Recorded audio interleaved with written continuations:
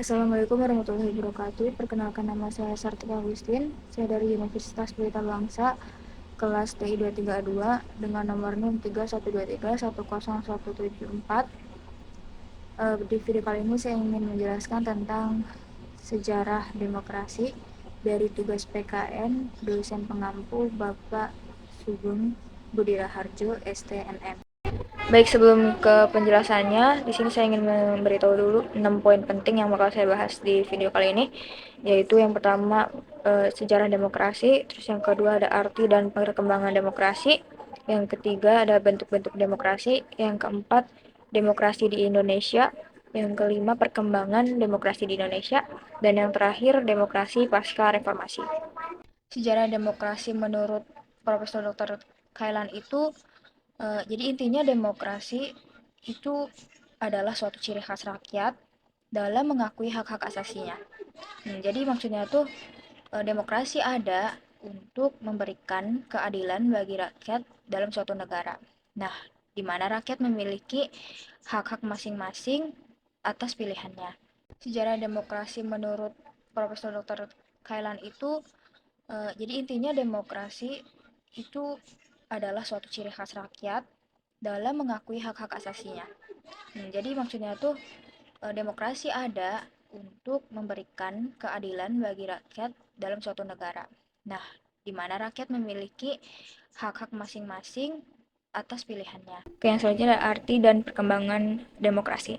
Nah, jadi demokrasi ini berasal dari bahasa Yunani ya, dari kata demos yang artinya rakyat dan kratos yang atau kratein yang artinya kekuasaan. Nah, konsep dasarnya ini demokrasi itu artinya rakyat berkuasa. Nah, tentunya teman-teman pasti pernah mendengar istilah pemerintahan kekuasaan itu dari rakyat untuk rakyat. Nah, artinya di sini rakyat itu memiliki kekuasaan penuh dan hak penuh dalam memilih. Tetapi nyatanya tidak sesederhana itu, teman-teman, karena demokrasi di setiap negara itu memiliki spesifikasi dan ciri khas masing-masing. Nah, jadi teman-teman, negara demokrasi itu adalah negara yang diselenggarakan dalam dasar kehendak atau kemauan dari rakyat itu tersendiri. Atau jika dilihat dari sudut organisasi, ia berarti suatu pengorganisasian negara dilakukan oleh rakyat itu sendiri. Bentuk-bentuk demokrasi. Nah, seperti yang tadi saya bilang, kalau di setiap negara itu kan demokrasinya berbeda-beda ya, sistem demokrasinya berbeda. Nah, jadi bentuk-bentuk demokrasi itu ada dua, demokrasi presidensial dan demokrasi parlementer. Nah, apa sih demokrasi presidensial itu? Jadi singkatnya, demokrasi presidensial itu presiden memegang kekuasaan tertinggi, di mana dalam sistem ini kekuasaan eksekutif sepenuhnya berada di tangan presiden. Tapi tidak melepas kemungkinan kalau pemilihannya itu tetap secara langsung oleh rakyat. Nah, apa sih demokrasi parlementer? Nah, jadi kalau demokrasi parlementer itu gabungan antara kekuasaan eksekutif dengan kekuasaan legislatif. Nah, jadi si kepala eksekutifnya itu seorang perdana menteri. Nah, selanjutnya ada demokrasi di Indonesia. Nah, kalau kita mengambil sudut pandang dari Desolen atau yang seharusnya terjadi, demokrasi di Indonesia itu dikembangkan secara kontekstual berdasarkan filosofi, karakteristik, sifat, identitas bangsa, ataupun jati diri bangsa. Nah, dari pikiran tersebut secara konkret, demokrasi di Indonesia adalah demokrasi yang berdasarkan filsafat bangsa dan negara Indonesia, yaitu Pancasila, yang mana terkandung dalam Undang-Undang Dasar 1945 yang merupakan norma dasar dan merupakan suatu sumber dari hukum. Baik, yang selanjutnya ada perkembangan demokrasi di Indonesia. Dalam sejarah negara Republik Indonesia, sejauh ini perkembangan demokrasi di Indonesia mengalami pasang surut. Karena masalah yang dialami bangsa Indonesia adalah bagaimana meningkatkan kehidupan ekonomi dan juga membangun kehidupan sosial dan politik yang demokratis dalam masyarakat yang beraneka ragam politiknya.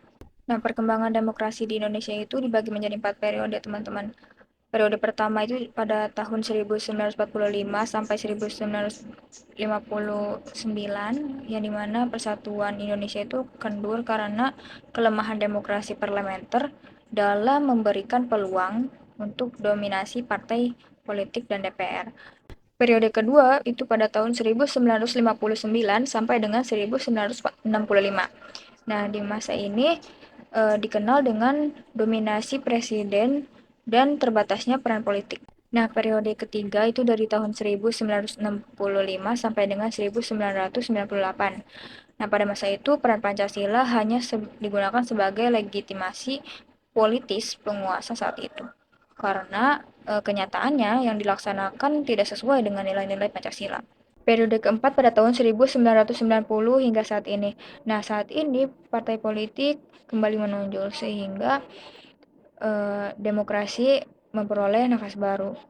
Namun, dalam pelaksanaannya setelah pemilu justru malah banyak kebijakan yang tidak sesuai dengan kepentingan rakyat, melainkan lebih ke arah pembagian kekuasaan antara partai politik dengan DPR.